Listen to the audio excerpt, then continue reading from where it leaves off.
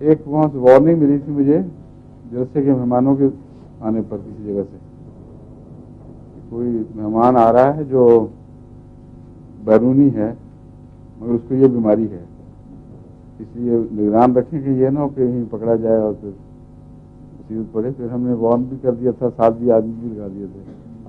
بیماری بھی ہوتی ہے.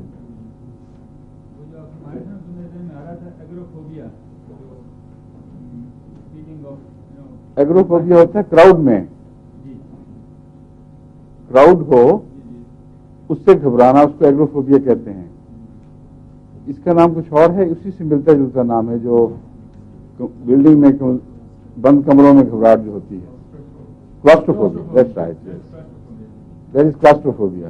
اور یہ اس کا نام کیا تھا جو پہلے جو کل بحث ہوئی تھی اس پر، کلیپٹومینیا.